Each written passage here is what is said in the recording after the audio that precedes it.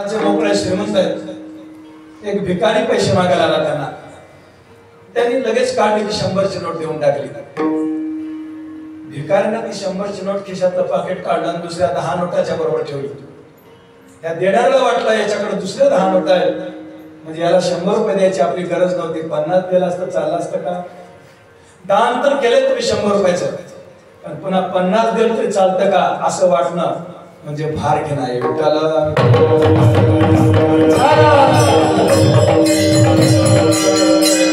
एकदा समर्पण झालं, आपला त्याच्यावर ताबा सुटला. थोडं क्षमा मागून बोलतो. आमच्याकडे एका सावकार महिला आम्हाला अंगठी घातली वास्तूच्या वेळेस. त्यानंतर त्यांना दिसली नाही. त्याने विचारलं, महाराज अंगठी कुठे आहे? का हो, वापस द्यायची का तुम्हाला? नाही म्हणजे वापस द्यायचं नाही, पण तुम्ही नेहमी घरावरून आम्ही तुम्हाला घातली होती. मी म्हटलं तुम्ही दान दिली का उसने दिली आम्हाला? म्हणजे दान दिली. मग तुमचा काय विचार आहे त्या अंगठीवर? आता एकदा मला दिली ना, तुमचा ताबा संपला, तुमची मालकी संपली ना. नाही हो, तुम्ही विकून का टाकली? काय करावं बाई, प्रयत्नपूर्वक एखादा बाप जायदाद निर्माण करतो, पण कार्ड बेकून निघाल ते खातो, काय करतो? सांभाळायची ऐपत नसल्यावर काय करावं? दान याचा अर्थ असा आहे की त्या दानानंतर त्याचा विचारच नाही, आपली सत्ता संपवावी लागते. तसं तुकोबाने सांगतात, देह समर्पेचे देवा, पुन्हा मनाला काही वाटायचं नाही, फार काहीच न घ्यावा. मग तुम्हाला आनंद पाहिजे ना, होईला गवा तुका म्हणे आनंद. मग यासाठी काय करावं लागल? तुकोबाने सांगतात, परमार्थात प्रवेश करा. परमार्थात प्रवेश झाला, हे जर तुम्हाला सहजतेनं देव भगवंताकडे समर्पण करणं शक्य नसेल तर परमार्थात प्रवेश करा. परमार्थ काय आहे? महाधन आहे. काय करते हे धन? देवाच्या चरणाशी जोडून देतो. म्हणजे व्यवहारिक धन परमात्म्याशी जोडतं असं अजिबात नाही. व्यवहारिक धनाच्या पाठीमागे शत्रू भय आहे, चोरांचं भय आहे, ज्वालेचं भय आहे, भूकंपाचं भय आहे, आणि सगळे जर गेले तर ज्याच्या पोटी मुलं जन्मले त्यांचं भय आहे. पूर्व इतिहास बघा ना, कंस आपल्या बापाला जेलमध्ये घालून त्याची जायदाद घेतो. अलीकडच्या काळामध्ये ज्यांच्या नावानं जिल्ह्याचं नाव होतं औरंगजेब, त्यांनी सुद्धा बापाला जेलमध्ये घालून आपला वारसा टिकवला. पण तुकोबाराय हिंदू वारशाचं बोलतात. कायदे आपले वारशाचे 4 प्रकारचे कायदे आहेत. हिंदूचा वारसा कायदा वेगळा आहे, फारसी कायदा वेगळा आहे, आदिवासी कायदा वेगळा आहे आणि मुस्लिम कायदा वेगळा आहे. पण हिंदूच्या कायद्यामध्ये असं लिहिलं आहे, बाप दादाची जायदाद ती मुलालाच होत असते. पित्या जे जे का धन पुत्रा कोण वंचित, तुकोबाराय याचा फैसला सांगतात. एवढं असताना व्यवहारिक धन मुलाला गपचिप द्यावंच लागतं. चोर चोरी करू शकतो, पण परमार्थ नावाचं धन आपण जर जमा केलं त्याच्यावर मुलाचा हक्क नाही. बरं, जरी असं तुमची इच्छा असली तर देता येत नाही मला, ते तुमच्याच नावे जमा राहतं. मग त्या धनाला काही धोका आहे का? आहे ना. तुम्ही परमार्थात प्रवेश केला आणि त्या धनाचा संग्रह करायला सुरुवात केली, तुमची नीतिमत्ता जर बिघडली तर ते धन तुमचं तुम्हाला कामाला येत नाही. ज्ञानोबा बोलतात, एर बहुत जोडिते किरीटे जयांचे भजने भोगासाठी अशा तिवरी दृष्टी मंद झाले. आपल्या सांसारिक जीवनाकरता जर आपण भजन करत असो तर तो तुमचा परमार्थ होत नाही. म्हणून परमार्थ हे धन आहे ना, ते जतन करण्याकरता त्याला उपाय सांगतो म्हणाले. जसं व्यवहारिक धन चोरी दाखवण्याचं त्याला आपल्याला भीती असते, तशी परमार्थिक धनाला सुद्धा भीती आहे. आणि ते परमार्थिक धन तुमचं जाऊ नये म्हणून महाराज उपाय सांगतात. तर पहिल्या चरणात 5 उपाय सांगितले. पहिला उपाय सांगितलाय, काळ सारावा चिंतने. तुम्हाला जन्मल्यापासून मृत्यू येईपर्यंतचा जो वेळ आहे, जी समय आहे, त्याला काळ असं म्हणतात. तो काळ भगवंताच्या चिंतनात घातला पाहिजे, पहिला उपाय. दुसरा उपाय सांगितला, एकांतवासी जीवन जगावं. तिसरा उपाय सांगितला, गंगेचं स्नान करावं. कशा करता करावं, काय करावं विस्तारात सांगितलं. त्यानंतर चौथा उपाय सांगितला देवाची पूजा करावी आणि पाचवा उपाय सांगितला तुळशीला प्रदक्षिणा कराव्या. हे 5 उपाय करताना एक पथ्य पाळावे लागतात. हे उपाय व्यवस्थित होण्याकरता डॉक्टरकडे गेला. डॉक्टरने उपाय केला आणि औषधी दिल्या. सांगितलं की आता तुम्ही पथ्य करा घरी. तर डॉक्टरकडे जाऊन सुद्धा माणसं पुन्हा बिमार का राहतात? तर पथ्य पळत नाही. म्हणून पथ्य काय सांगितलं? आपल्याला जर काळ चिंतन करायचं असेल तर आपल्या आहारावर नियंत्रण केलं पाहिजे. युक्त आहार, एकांतवास साधायचा असेल तर युक्त विहार, म्हणजे कुठतरी फार हिंडत बसायचं नाही. त्यानंतर गंगा स्नान का सांगितला? तर चिंतनानं अंतःकरण पवित्र होईल. पण वरचा जो ज्ञानेंद्रिय कर्मेंद्रियाचा सगळा जो स्थूलदेह आहे त्याला पवित्र प्राप्त होण्याकरता, इंद्रियाला नेम लावण्याकरता गंगेच्या स्नानाने त्याला शुचित्व प्राप्त होते. नसावी 62 शब्द हे आमच्या सरस्वती मातेचं जे स्थान आहे त्या अर्थाने घेऊ नका. 62 नजरेचा अर्थ लोक काहीतरी लावतात. याचा अर्थ त्या देहाला विश्रांती मिळणं, देहाचा विसर पडणं ही खरी निद्रा आहे. पण ती झोप वेदांताचा दृष्ट विचार केला तर तुम्हाला जागा तरी ठेवते, नाहीतर स्वप्नाला तरी कारण होते.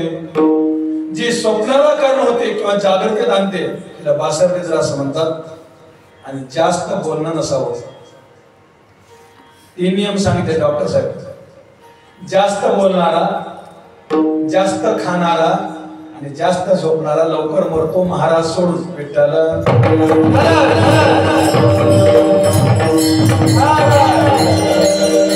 हा हे 5 उपाय, हे 5 पथ्य जो करील त्याला परमार्थाचं धन जतन करता येतं. आणि परमार्थाचं धन जतन झालं की देह समर्पित झाला असं समजावं.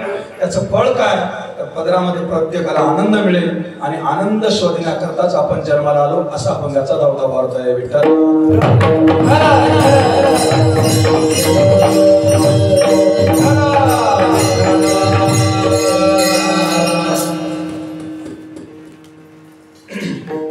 संसारिक धनाच्या बाबतीमध्ये आपण प्रत्येक जण त्या धनाच्या मागे लागत असतो. धन धन धन धन करतो. श्लेष अलंकाराने बोलतो, जो धन धन करत मागे लागतो त्याचं निधन होत असतं. निधन शब्दाचा अर्थ आहे धनाच्या मागे लागल्यामुळं खर्च घालून तो दरिद्री होतो, त्याचं नाव निधन आहे. आणि ते साध्य झालं नाही तर देह संपतो म्हणजे निधन आहे. विठ्ठल